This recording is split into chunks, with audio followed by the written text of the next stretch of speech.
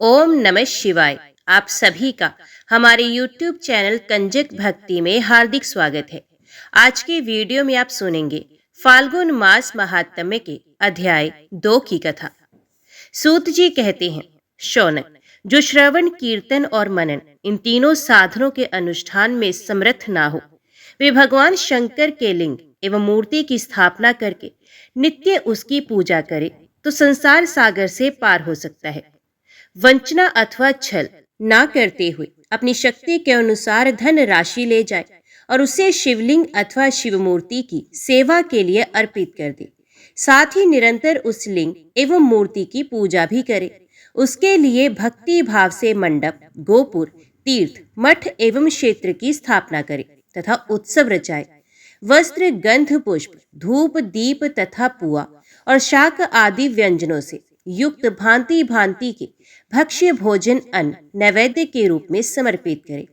शस्त्र, ध्वजा, व्यंजन, चामर तथा अन्य अंगों सहित राज उपचार की भांति सब सामान भगवान शिव के लिंग एवं मूर्ति को चढ़ावे। प्रदक्षिणा, नमस्कार तथा यथाशक्ति जप करे। आवाहन से लेकर विसर्जन तक सारा कार्य प्रतिदिन भक्ति भाव से संपन्न करे। इस प्रकार शिवलिंग अथवा शिव मूर्ति में भगवान शंकर की पूजा करने वाला पुरुष श्रवण आदि साधनों का अनुष्ठान ना करे तो भी भगवान शिव की प्रसन्नता से सिद्धि प्राप्त कर लेता है। पहले के बहुत से महात्मा पुरुष लिंग तथा शिव मूर्ति की पूजा करने मात्र से भव बंधन से मुक्त हो चुके हैं। ऋषियों ने पूछा, मूर्ति में ही सर्वत्र देवताओं की पूजा होती है, लिंग में नहीं, परंतु भगवान शिव की पूजा सब जगह मूर्ति में और लिंग में भी क्यों की जाती है?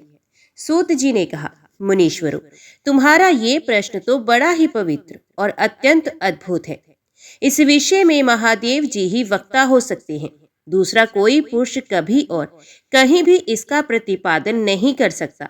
इस प्रश्न के समाधान के लिए भगवान शिव ने जो कुछ कहा है और उसे मैंने गुरु जी के मुख से जिस प्रकार सुना है उसी तरह क्रमश वर्णन करूंगा। एकमात्र भगवान शिव ही ब्रह्म रूप होने के कारण निष्कल, निराकार कहे गए हैं। रूपवान होने के कारण उन्हें सकल भी कहा गया है, इसलिए वे सकल और निष्कल दोनों हैं।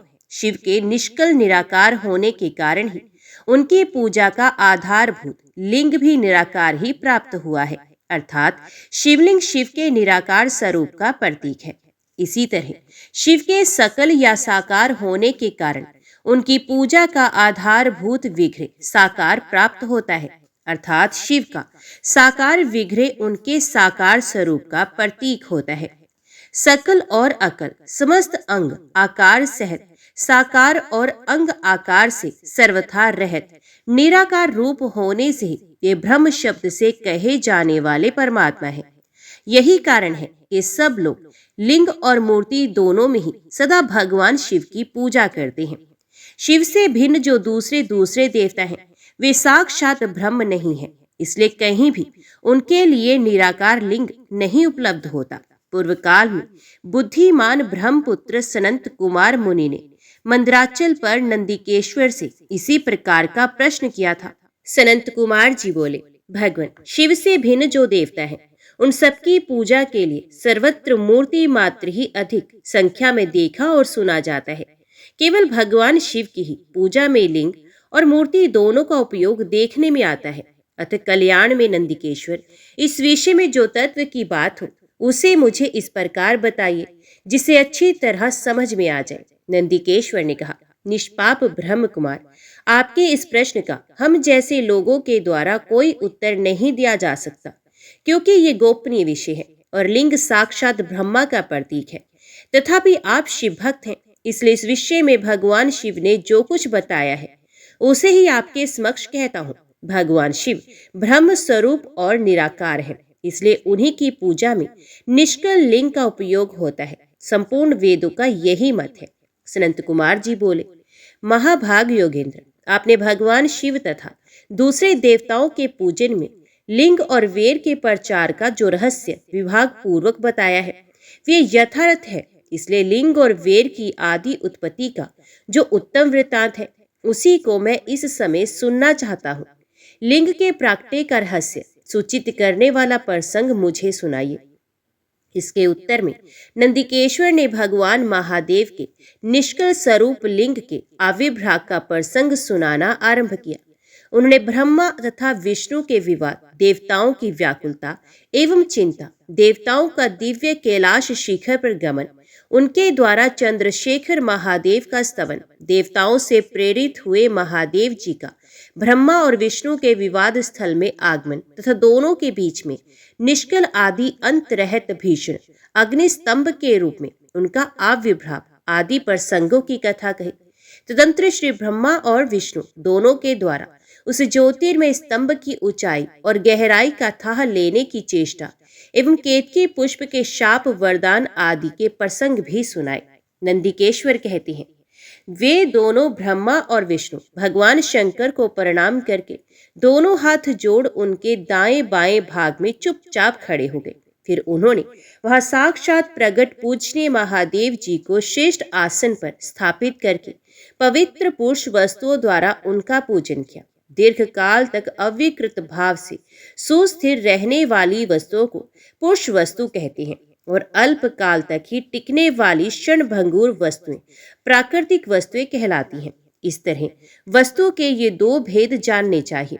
हार, नुपुर, केयूर, किरीट, मणि में कुंडल, यज्ञोपवीत, उत्तरीय वस्त्र, पुष्पमाला, रेशमी वस्त्र, हार, मुद्रिका, पुष्प, तांबूल, कपूर, चंदन एवं अगुरु का अनुलेप, धूप, दीप, श्वेत छत्र, व्यंजन, ध्वजा, चवर तथा अन्यान्य दिव्य उपहारों द्वारा जिनका वैभव वाणी और मन की पहुंच से परे था, जो केवल पशुपति परमात्मा के ही योग्य थे और जिन्हें पशु कदापि नहीं पा सकते थे, उन दोनों ने अपने स्वामी महेश्वर का पूजन किया। सबसे पहले वहां ब्रह्मा और विष्णु ने भगवान शंकर की पूजा की। इससे प्रसन्न हो भक्ति पूर्वक भगवान शिव ने वहां नम्र भाव से खड़े हुए उन दोनों देवताओं से मुस्कुराकर कहा। महेश्वर बोले, पुत्रों, आज का दिन एक महान दिन है। इसमें तुम्हारे द्वारा जो आज मेरी पूजा हुई है, इससे मैं तुम लोगों पर बहुत प्रसन्न हूँ। इसी कारण यह दिन परम पवित्र और महान से महान होगा। आज की यह तिथि शिवरात्रि के नाम से विख्यात होकर मेरे लिए परम प्रिय होगी। इसके समय में जो मेरे लिंग, निष्कल अंग आकृति सिर है, निराकार स्वरूप के प्रतीक और वेर मूर्ति सकल साकार रूप की प्रतीक विग्रह की पूजा करेगा, वे पुरुष जगत की सृष्टि और पालन आदि कार्य भी कर सकता है। जो शिवरात्रि को दिन रात निराहार एवं जितेंद्रिय होकर अपनी शक्ति के अनुसार निश्चल भाव से मेरी यथोचित पूजा करेगा, उसको मिलने वाले फल का वर्णन सुनो। 1 वर्ष तक निरंतर मेरी पूजा करने पर जो फल मिलता है, ये सारा फल केवल शिवरात्रि को मेरा पूजन करने से मनुष्य तत्काल प्राप्त कर लेता है।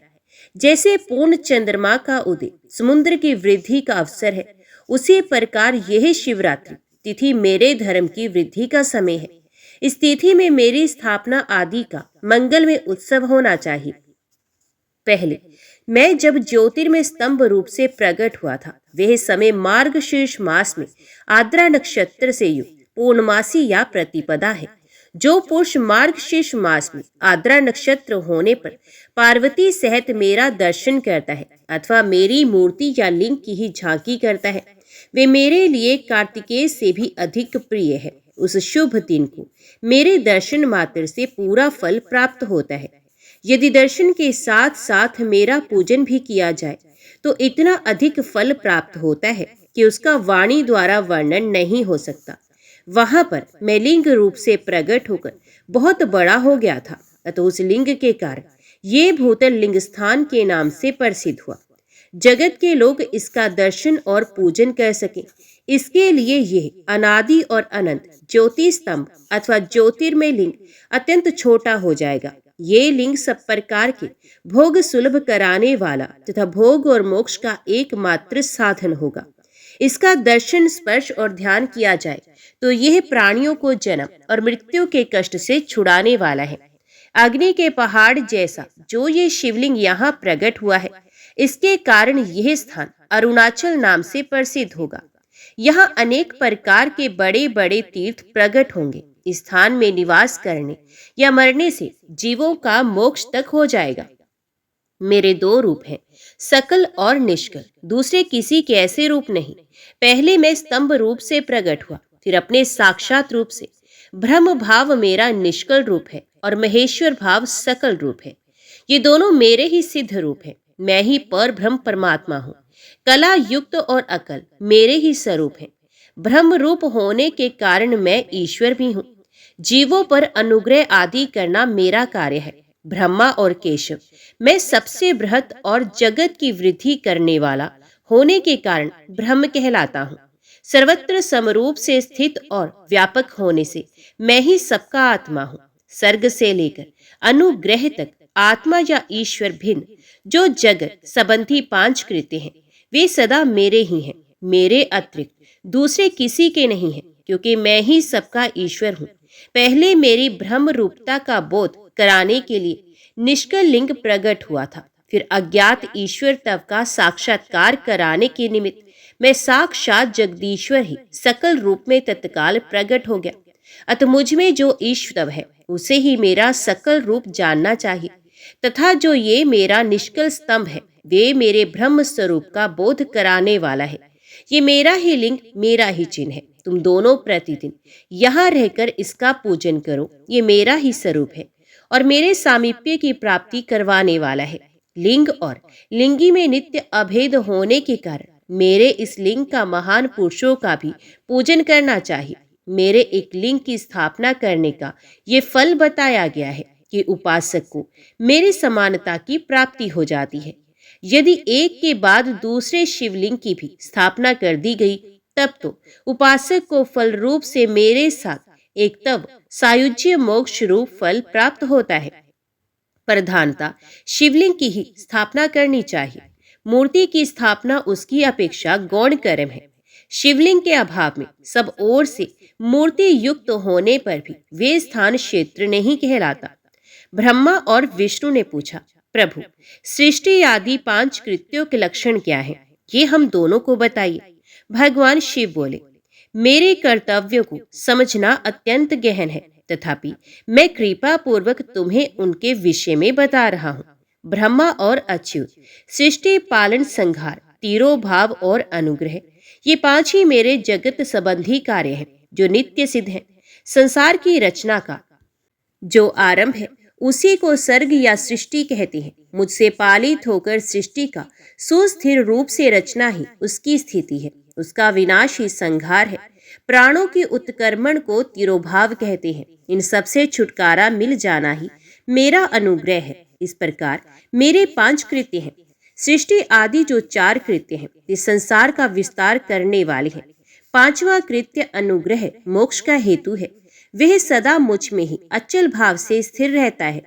मेरे भक्तजन इन पांचों कृत्यों को पांचों भूतों में देखते हैं। सृष्टि भूतल में, स्थिति जल में, संहार अग्नि में, तिरोभाव वायु में और अनुग्रह आकाश में स्थित है। पृथ्वी से सबकी सृष्टि होती है। जल से सबकी वृद्धि एवं जीवन रक्षा होती है। आग सबको जला देती है। वायु सबको एक स्थान से दूसरे स्थान को ले जाती है और आकाश सबको अनुग्रहित करता है। विद्वान पुरुषों को ये विषय इसी रूप में जानना चाहिए। इन पांच कृत्यों का भार वहन करने के लिए ही मेरे पांच मुख हैं। चार दिशाओं में चार मुख हैं और इनके बीच में पांचवा मुख है। पुत्रों, तुम दोनों ने तपस्या करके प्रसन्न हुए मुझ परमेश्वर से सृष्टि और स्थिति नामक दो कृत्य प्राप्त किए हैं। ये दोनों तुम्हें बहुत प्रिय हैं। इसी प्रकार मेरी विभूति स्वरूप रुद्र और महेश्वर में दो अन्य उत्तम कृत्य संहार और तिरोभाव मुझसे प्राप्त किए हैं, परंतु अनुग्रह नाम कृत्य दूसरा कोई नहीं पा सकता। रुद्र और महेश्वर अपने कर्म को भूले नहीं हैं, इसलिए मैंने उनके लिए अपनी समानता प्रदान की है। वे रूप, वेश, कृत्य, वाहन, आसन और आयुध आदि में मेरे समान ही हैं।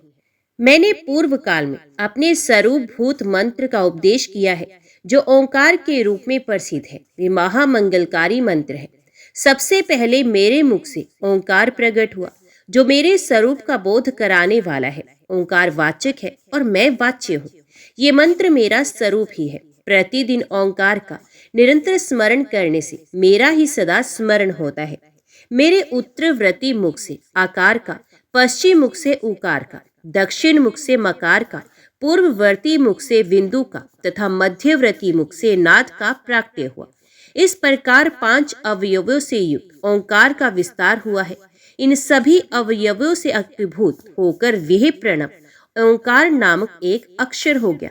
ये नाम रूपात्मक सारा जगत तथा वेद उत्पन्न स्त्री पुरुष वर्ग रूप दोनों कुल इस प्रणव मंत्र से व्याप्त है। ये मंत्र शिव और शक्ति दोनों का बोधक है। इसी से पंचाक्षर मंत्र की उत्पत्ति हुई है, जो मेरे सकल रूप का बोधक है। वह अकार आदि क्रम से, मकार आदि क्रम से क्रमश प्रकाश में आया है। ओम नमः शिवाय ये पंचाक्षर मंत्र है।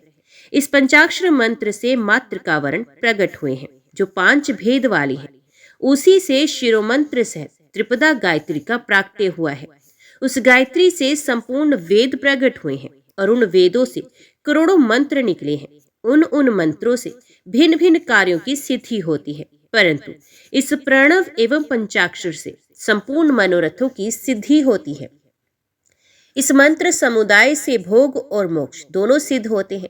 मेरे सकल स्वरूप से संबंध रखने वाले सभी मंत्रराज साक्षात भोग प्रदान करने वाले और शुभ कारक है। नंदिकेश्वर कहते हैं, तदंतर जगदम्बा पार्वती के साथ बैठे हुए गुरुवर महादेव जी ने उत्तराभिमुख बैठे हुए ब्रह्मा और विष्णु को पर्दा करने वाले वस्त्र से आच्छादित करके उनके मस्तक पर अपना कर कमल रखकर धीरे धीरे उच्चारण करके उन्हें उत्तम मंत्र का उपदेश किया। मंत्र तंत्र में बताई हुई विधि के पालन पूर्वक 3 बार मंत्र का उच्चारण करके भगवान शिव ने उन दोनों शिष्यों को मंत्र की दीक्षा दी। फिर उन शिष्यों ने गुरु दक्षिणा के रूप में अपने आप को ही समर्पित कर दिया और दोनों हाथ जोड़कर उनके समीप खड़े हो उन देवेश्वर जगत गुरु का स्तवन किया। ब्रह्मा और विष्णु बोले, हे प्रभु, आप निष्कल रूप हैं, आपको नमस्कार है। आप निष्कल तेज से प्रकाशित होते हैं, आपको नमस्कार है। आप सबके स्वामी हैं, आपको नमस्कार है। आप सर्वात्मा को नमस्कार है, अथवा सकल स्वरूप आप महेश्वर को नमस्कार है। आप प्रणव के वाच्यार्थ हैं, आपको नमस्कार है। आप प्रणव लिंग वाले हैं, आपको नमस्कार है। सृष्टि पालन संहार तिरोभाव और अनुग्रह करने वाले आपको नमस्कार है। आपके 5 मुख हैं, आप परमेश्वर को नमस्कार है। पंच ब्रह्म स्वरूप 5 कृत्य वाले आपको नमस्कार है। आप सबकी आत्मा है, ब्रह्म है। आपके गुण और शक्तियां अनंत है, आपको नमस्कार है। आपके सकल और निष्कल 2 रूप है। आप सदगुरु एवं शंभु हैं, आपको नमस्कार है। इन पद्मों द्वारा आपने गुरु महेश्वर की स्तुति करके ब्रह्मा और विष्णु ने उनके चरणों में प्रणाम किया। महेश्वर बोले, आद्रा नक्षत्र से युक्त चतुर्दशी को प्रणव का जप किया जाए तो वह अक्षय फल देने वाला होता है। सूर्य की संक्रांति से महा आद्रा नक्षत्र में एक बार किया हुआ प्रणव जप कोटि गुने जप का फल देता है। मृगशिरा नक्षत्र का अंतिम भाग तथा पुनर्वसु का आदि भाग पूजा होम और तर्पण आदि के लिए सदा आद्रा के समान ही होता है।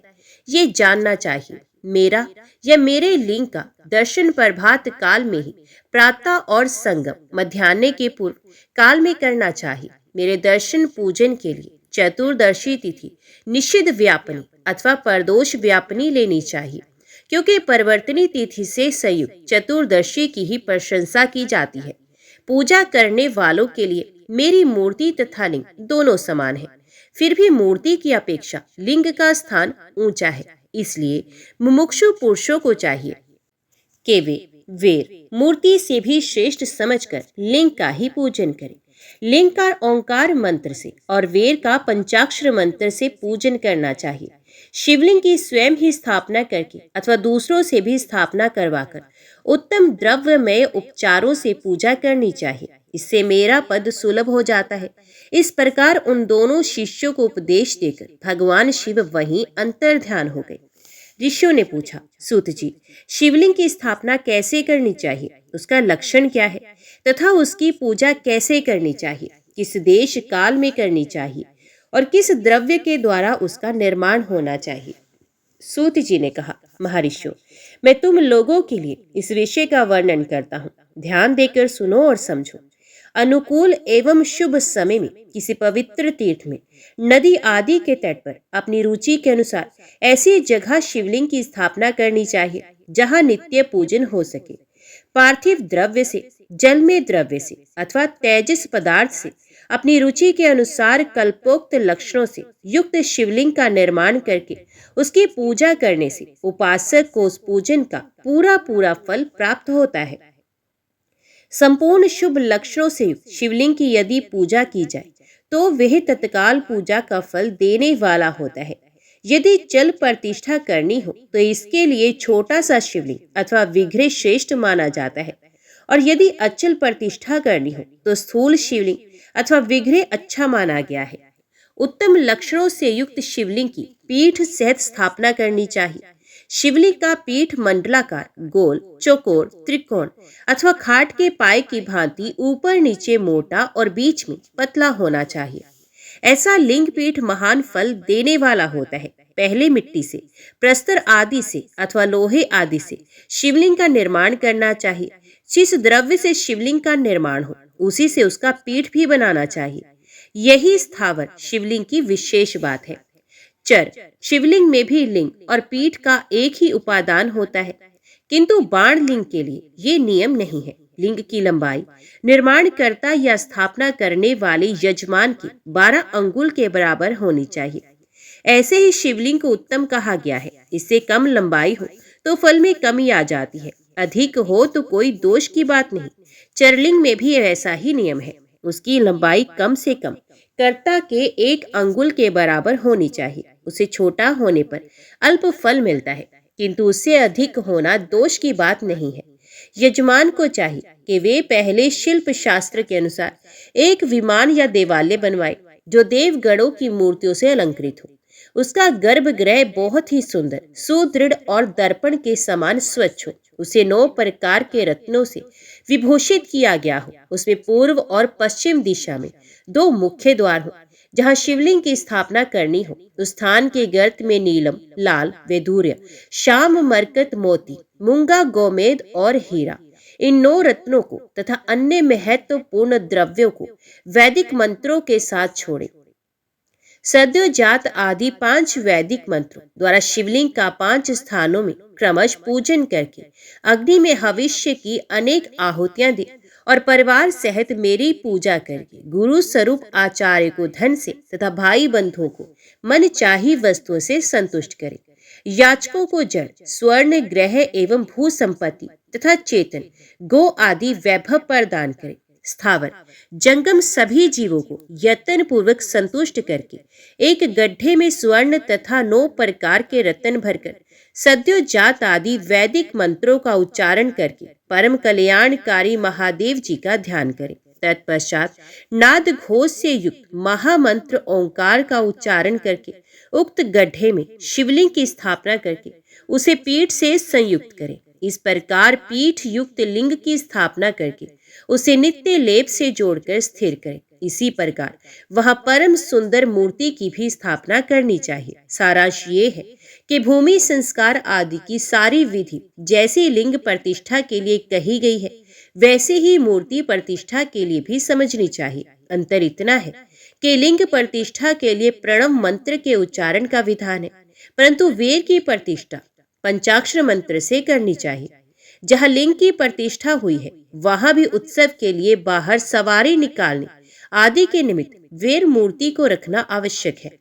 वेर को बाहर से भी लिया जा सकता है, उसे गुरुजनों से ग्रहण करें। बाहरी वेर वही लेने योग्य है जो साधु पुरुषों द्वारा पूजित हो। इस प्रकार लिंग में और वेर में भी की हुई महादेव जी की पूजा शिव पद प्रदान करने वाली होती है। स्थावर और जंगम के भेद से लिंग भी 2 प्रकार का कहा गया है। वृक्ष लता आदि को स्थावर लिंग कहते हैं और कृमि कीट आदि को जंगम लिंग। स्थावर लिंग की सींचने आदि के द्वारा सेवा करनी चाहिए और जंगम लिंग को आहार एवं जल आदि देकर तृप्त करना चाहिए। उन स्थावर जंगम जीवों को सुख पहुंचाने में अनुरक्त होना भगवान शिव का पूजन है, ऐसा विद्वान पुरुष मानते हैं। इस तरह महालिंग की स्थापना करके विविध उपचारों द्वारा उसका पूजन करें। अपनी शक्ति के अनुसार नित्य पूजा करनी चाहिए तथा देवालय के पास ध्वजा आरोपण आदि करना चाहिए। शिवलिंग साक्षात शिव का पद प्रदान करने वाला है अथवा चरलिंग में षोडशोपचारों द्वारा यथोचित रीति से क्रमश पूजन करें। ये पूजन भी शिव पद प्रदान करने वाला है। आवाहन आसन, अर्घ्य पादम पाद्यांग आचमन, अभ्यंग पूर्वक स्नान, वस्त्र एवं यज्ञोपवीत, गंध पुष्प धूप, दीप नैवेद्य, तांबूल समर्पण, नीराजन नमस्कार और विसर्जन।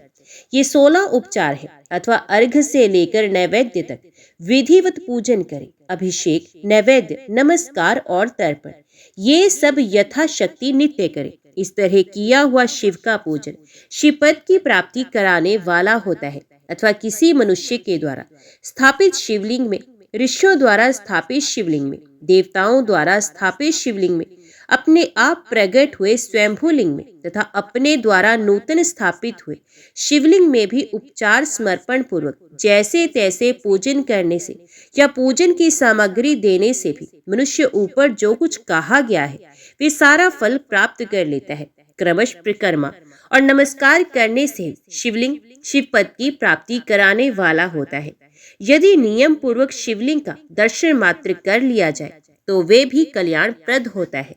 मिट्टी, आटा, गाय के गोबर, फूल, कनेर पुष्प, फल, गुड़, मक्खन, भस्म अथवा अन्न से भी अपनी रुचि के अनुसार शिवलिंग बनाकर तद अनुसार उसका पूजन करें अथवा प्रतिदिन 10,000 प्रणव मंत्र का जप करें अथवा दोनों संध्याओं के समय 1-1 सहस्र प्रणव का जप किया करें। ये क्रम भी शिव पद की प्राप्ति कराने वाला है, ऐसा जानना चाहिए। जप काल में मकराकांत प्रणव का उच्चारण मन की शुद्धि करने वाला होता है।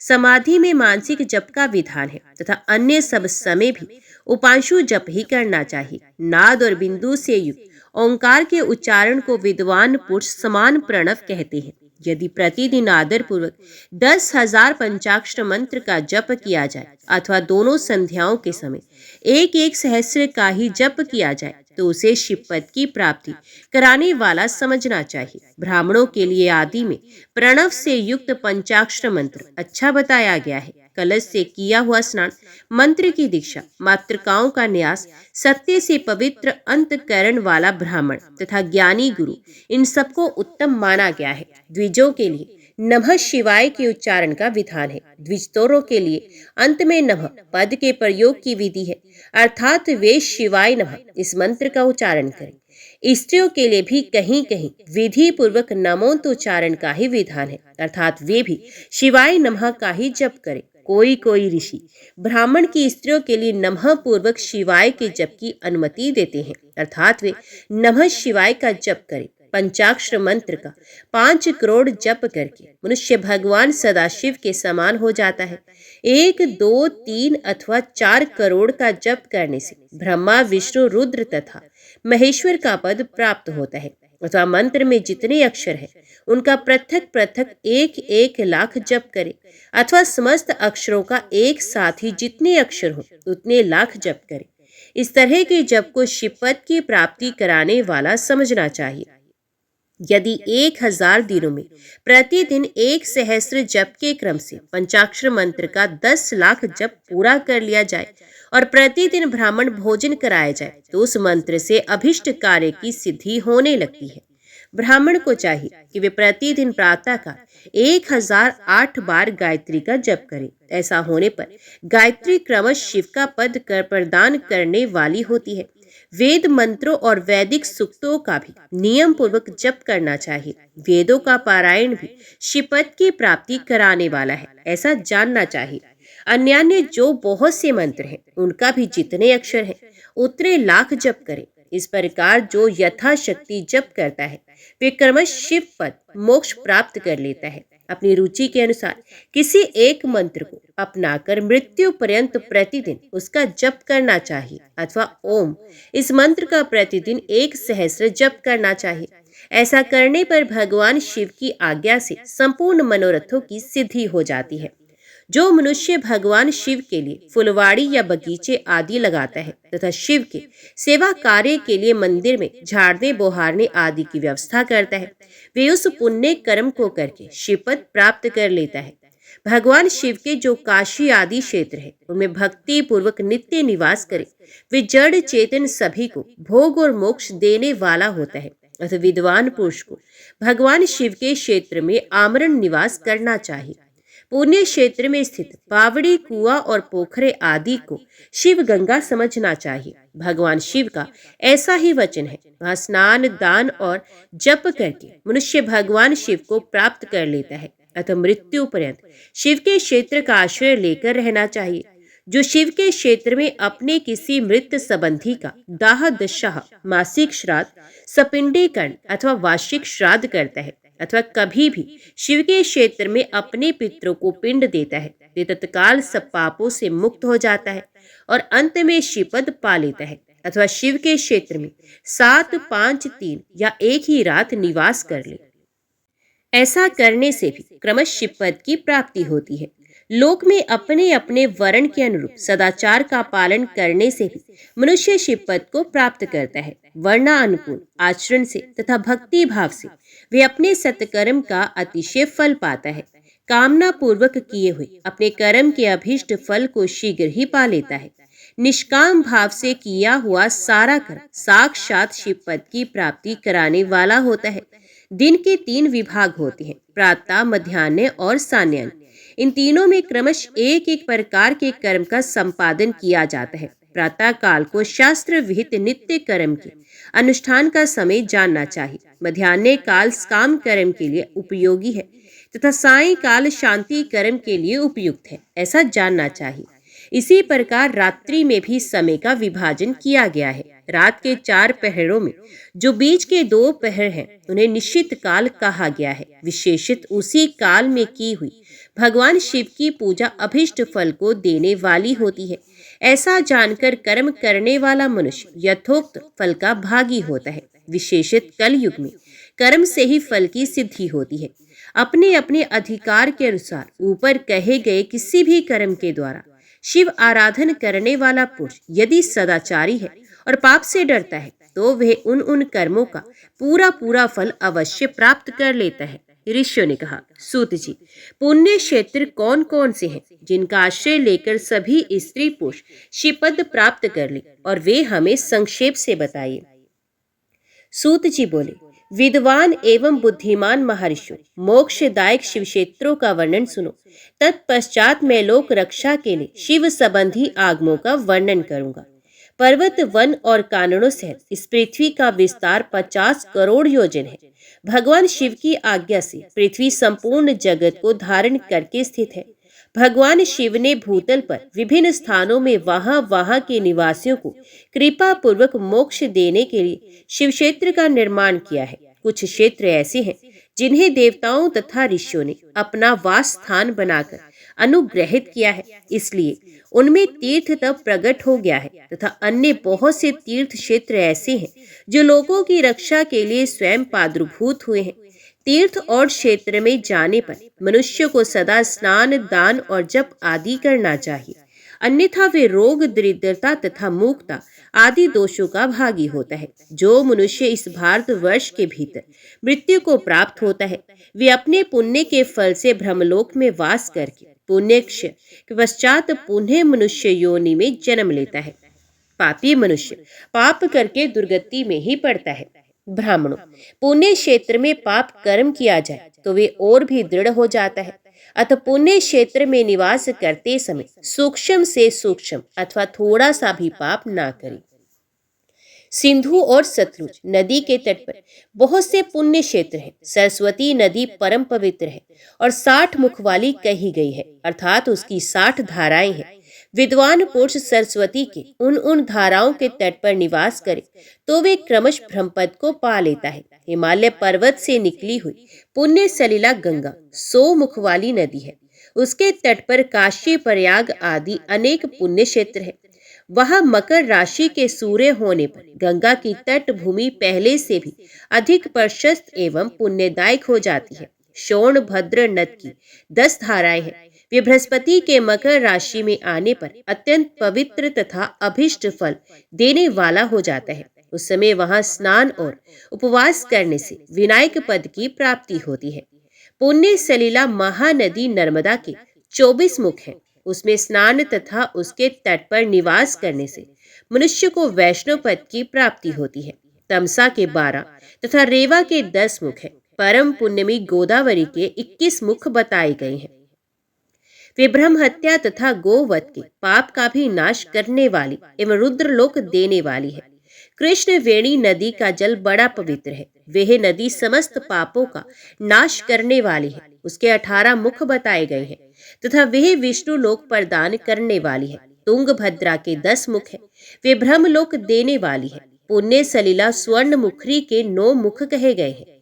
ब्रह्मलोक से लौटे हुए जीव उसी के तट पर जन्म लेते हैं। सरस्वती नदी, पंपा सरोवर, कन्याकुमारी, अंतरीप तथा शुभ कारक श्वेत नदी, ये सभी पुण्य क्षेत्र हैं।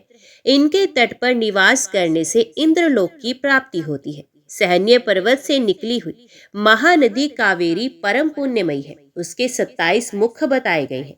वे संपूर्ण अभिष्ट वस्तुओं को देने वाली है। उसके तट स्वर्गलोक की प्राप्ति कराने वाले तथा ब्रह्मा और विष्णु का पद देने वाली है। कावेरी के जो तट शैव क्षेत्र के अंतर्गत है, वे अभिष्ट फल देने के साथ ही शिवलोक प्रदान करने वाले भी हैं।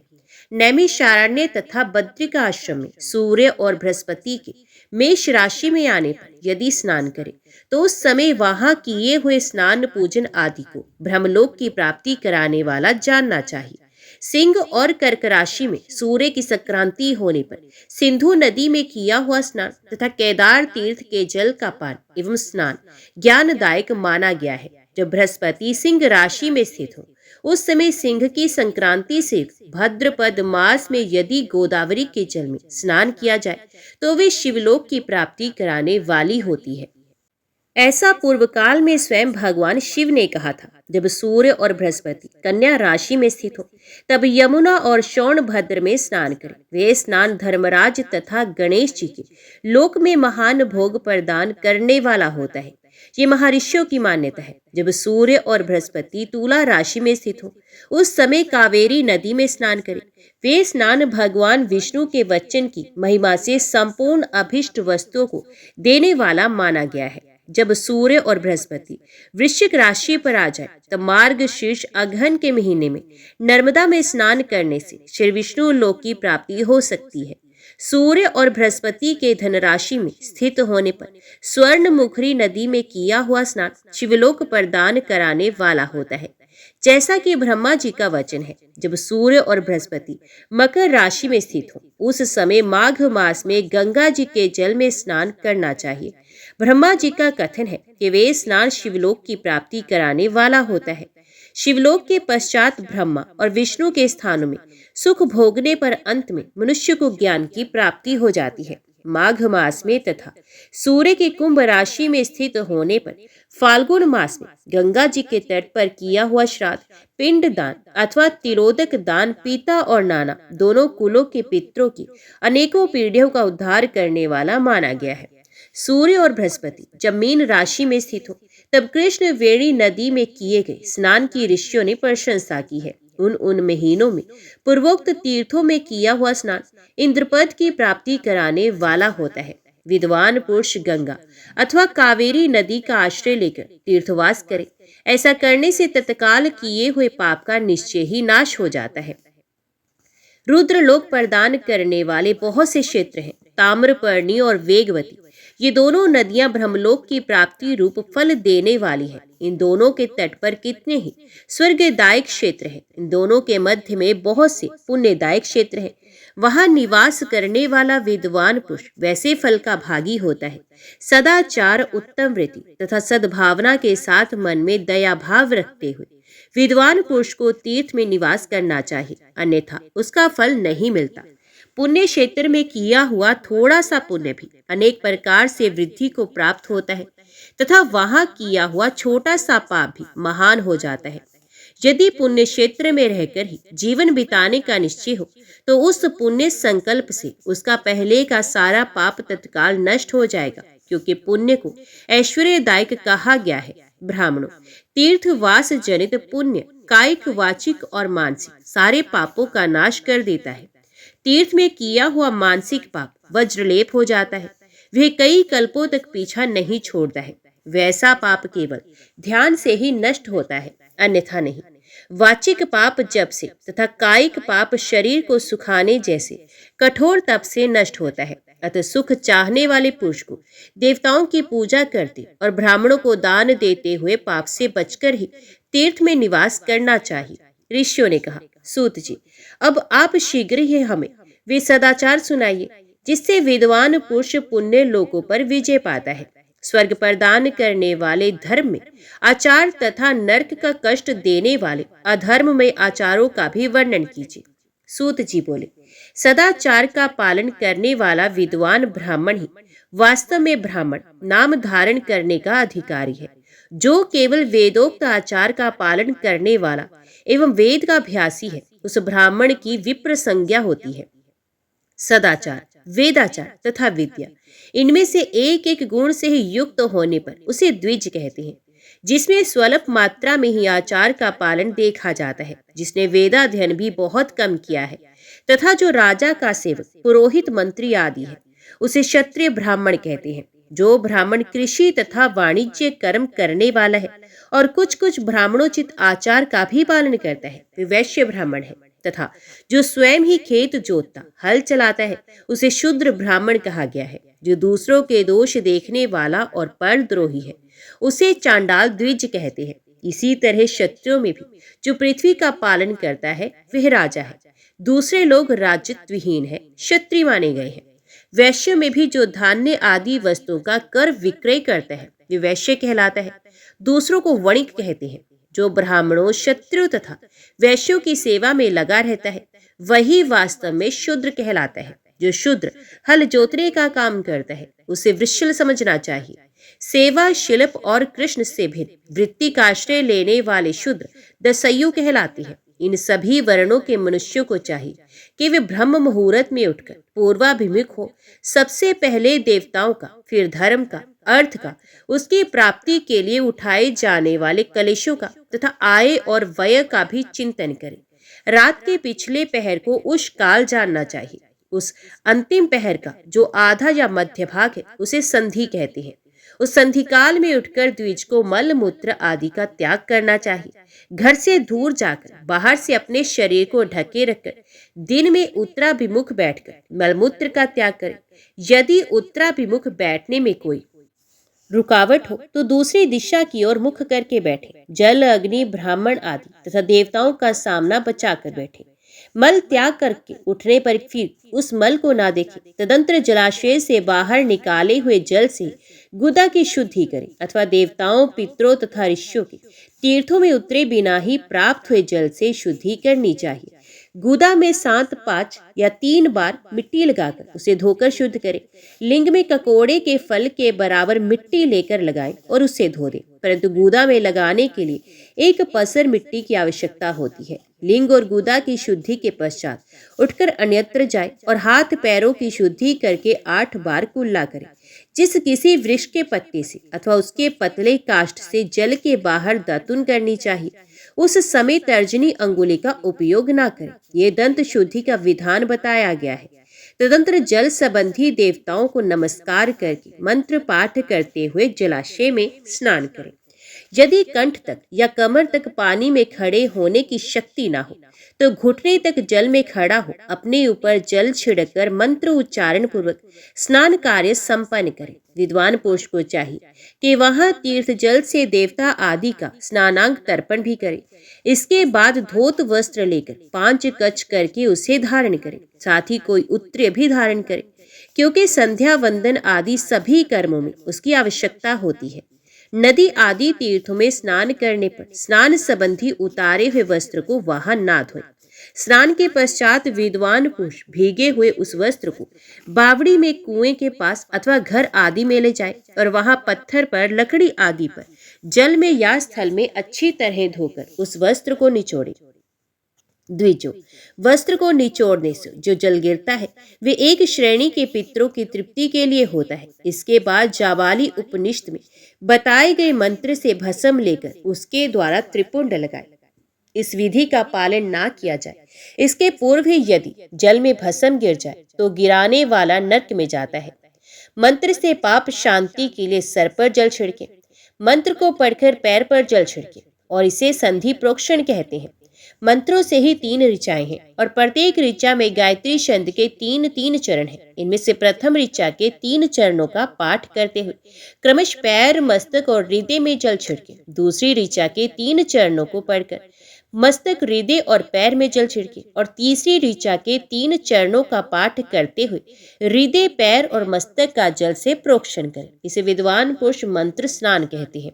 इसी किसी अपवित्र वस्तु से किंचित स्पर्श हो जाने पर, अपना स्वास्थ्य ठीक ना रहने पर, राजा और राष्ट्र पर भय उपस्थित होने पर तथा यात्रा काल में जल की उपलब्धि ना होने की व्यवस्था आ जाने पर मंत्र स्नान करना चाहिए। प्रातः काल मंत्रों से, सायंकाल मंत्रों से और मध्याह्न काल भी मंत्रों से आचमन करके पूर्वत प्रोक्षण या मार्जन करना चाहिए। प्रातः काल की संधि उपासना में गायत्री मंत्र का जप करके 3 बार ऊपर की ओर सूर्यदेव को अर्घ्य देना चाहिए।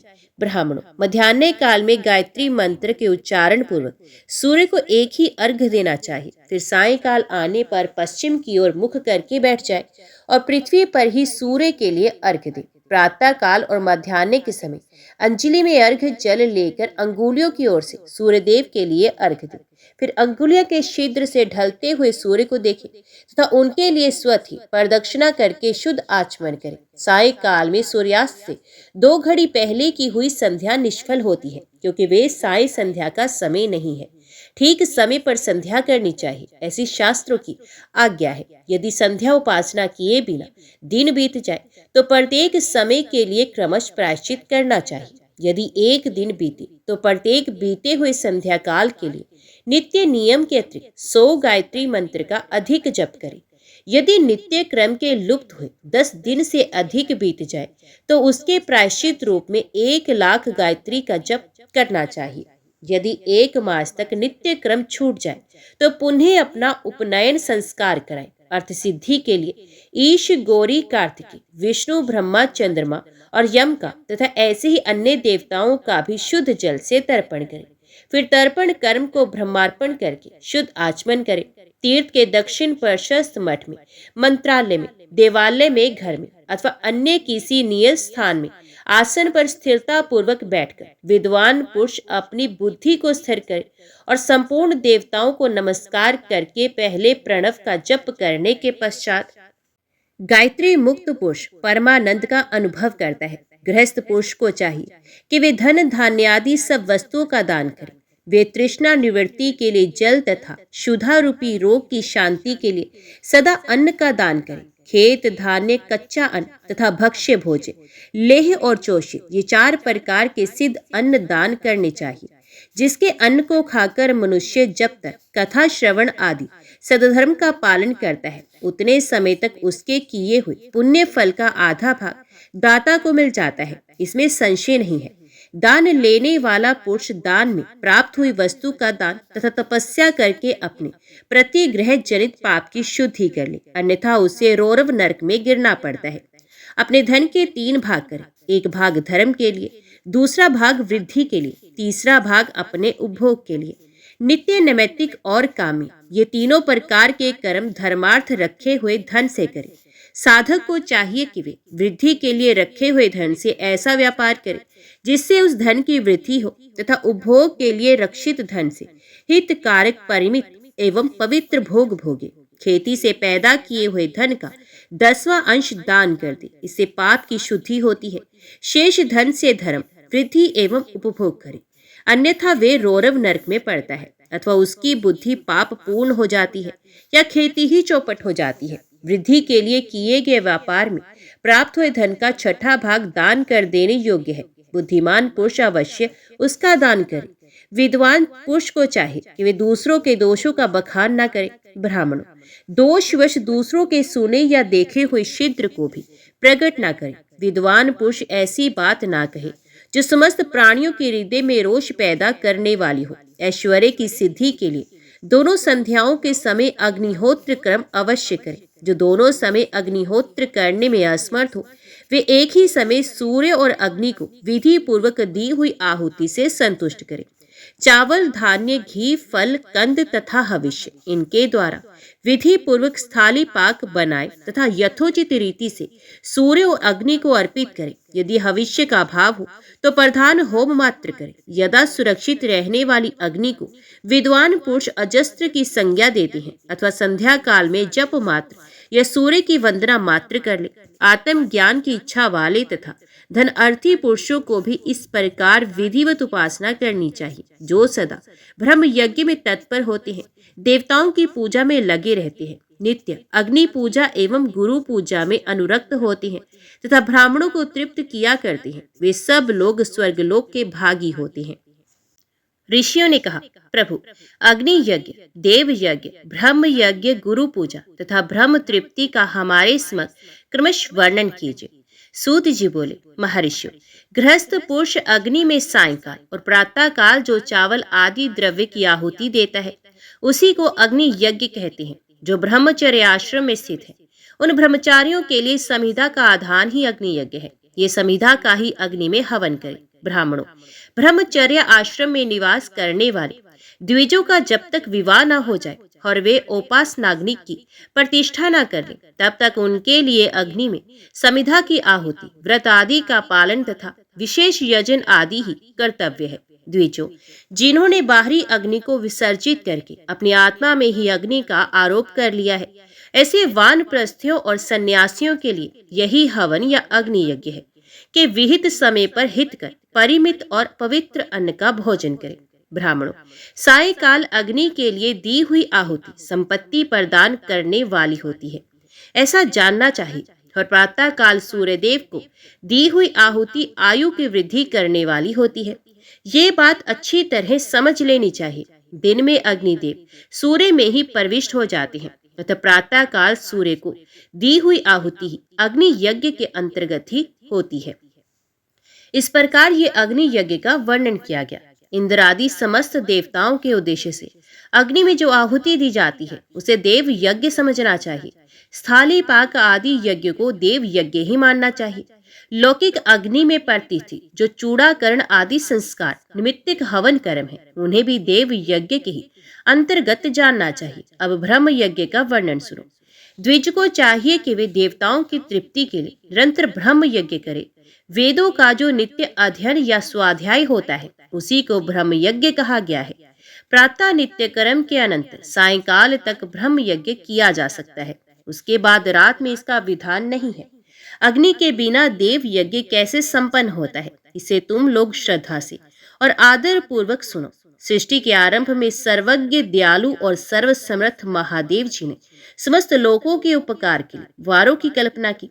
वे भगवान शिव संसार रूपी रोग को दूर करने के लिए वैद्य हैं, सबके ज्ञाता तथा समस्त औषधों के भी औषध हैं। उन भगवान ने पहले अपने वार की कल्पना की, जो आरोग्य प्रदान करने वाला है। तत्पश्चात अपनी माया शक्ति का वार बनाया, जो संपत्ति प्रदान करने वाला है। जन्म काल में दुर्गति ग्रस्त बालक की रक्षा के लिए उन्होंने कुमार के वार की कल्पना की। तत्पश्चात सर्वसमर्थ महादेव जी ने आलस्य और पाप की निवृत्ति तथा समस्त लोगों का हित करने की इच्छा से लोक रक्षक भगवान विष्णु का वार बनाया। इसके बाद सबके स्वामी भगवान शिव ने पुष्टि और रक्षा के लिए आयुकर्ता त्रिलोक सृष्टा परमेष्टि ब्रह्मा का आयुष कारक वार बनाया, जिससे संपूर्ण जगत के आयुष की सिद्धि हो सके। इसके बाद तीनों लोकों की वृद्धि के लिए पहले पुण्य पाप की रचना हो जाने पर उनके करने वाले लोगों को शुभाशुभ फल देने के लिए भगवान शिव ने इंद्र और यम के वारों का निर्माण किया। ये दोनों वार क्रमश भोग देने वाले तथा लोगों के मृत्यु भय को दूर भगाने वाले हैं। इसके बाद सूर्य आदि 7 ग्रहों को, जो अपने ही स्वरूप भूत तथा प्राणियों के लिए सुख दुख के सूचक हैं, भगवान शिव ने उपयुक्त 7 वारों का स्वामी निश्चित किया। ये सब के सब ग्रह नक्षत्रों के ज्योतिर्मय मंडल में प्रतिष्ठित हैं। शिव के वार या दिन के स्वामी सूर्य हैं। शक्ति संबंधी वार के स्वामी सोम हैं। कुमार संबंधी दिन के अधिपति मंगल हैं। विष्णुवार के स्वामी बुध हैं, ब्रह्मा जी के वार के अधिपति बृहस्पति हैं, इंद्रवार के स्वामी शुक्र और यमराज के स्वामी शनिश्चर हैं। अपने अपने वार में की हुई उन देवताओं की पूजा उनके अपने अपने फल को देने वाली होती है। सूर्य आरोग्य के, चंद्रमा संपत्ति के दाता है, मंगल व्याधियों का निवारण करते हैं, बुध पुष्टि देते हैं, बृहस्पति आयु की वृद्धि करते हैं, शुक्र भोग देते हैं और शनेश्वर मृत्यु का निवारण करते हैं। ये 7 वारों के क्रमश फल बताए गए हैं जो उन उन देवताओं की प्रीति से प्राप्त होते हैं। अन्य देवताओं की भी पूजा का फल देने वाले भगवान शिव ही हैं। देवताओं की प्रसन्नता के लिए पूजा की 5 प्रकार ही पद्धति बनाई गई। उन देवताओं के मंत्रों का जप ये पहला प्रकार है, उनके लिए होम करना दूसरा, दान करना तीसरा, तप करना चौथा प्रकार है। किसी वेदी पर, प्रतिमा में, अग्नि में अथवा ब्राह्मण के शरीर में आराध्य देवता की भावना करके 16 उपचारों से उनकी पूजा या आराधना करना 5वां प्रकार है। इनमें पूजा के उत्तरोत्तर आधार श्रेष्ठ है। पूर्व के अभाव में उत्तरोत्तर आधार का अवलंबन करना चाहिए। दोनों नेत्रों तथा मस्तक के रोग में और कुष्ठ रोग की शांति के लिए भगवान सूर्य की पूजा करके ब्राह्मणों को भोजन कराएं। तदंतर 1 दिन, 1 मास, 1 वर्ष अथवा 3 वर्ष तक लगातार ऐसा साधन करना चाहिए। इससे यदि प्रबल प्रारब्ध का निर्माण हो जाए तो रोग एवं जरा आदि का रोगों का नाश होता है। इष्ट देव के नाम मंत्रों का जप आदि साधन वार आदि के अनुसार फल देते हैं। रविवार को सूर्य देव के लिए, अन्य देवताओं के लिए तथा ब्राह्मणों के लिए विशिष्ट वस्तु अर्पित करें। यह साधन विशिष्ट फल देने वाला होता है तथा इसके द्वारा विशेष रूप से पापों की शांति होती है। सोमवार का विद्वान पुरुष संपत्ति की प्राप्ति के लिए लक्ष्मी आदि की पूजा करे तथा सपत्नीक ब्राह्मणों को घृत पक्व अन्न का भोजन कराए। मंगलवार को रोगों की शांति के लिए काली आदि की पूजा करे तथा उर्द, मूंग एवं अरहर की दाल आदि से युक्त अन्न ब्राह्मणों को भोजन कराए। बुधवार को विद्वान पुरुष दधि युक्त अन्न से भगवान विष्णु का पूजन करे। ऐसा करने से सदा पुत्र, मित्र और कलत्र आदि की पुष्टि होती है। जो दीर्घायु होने की इच्छा रखता हो वे गुरुवार को देवताओं की पुष्टि के लिए वस्त्र, यज्ञोपवीत तथा घृत मिश्रित खीर से यजन पूजन करें। भोगों की प्राप्ति के लिए शुक्रवार को एकाग्रचित होकर देवताओं का पूजन करें और ब्राह्मणों की तृप्ति के लिए छड्रस युक्त अन्न दें। इसी प्रकार स्त्रियों की प्रसन्नता के लिए सुंदर वस्त्र आदि का विधान करें। शनैश्चर अपमृत्यु का निवारण करने वाला है।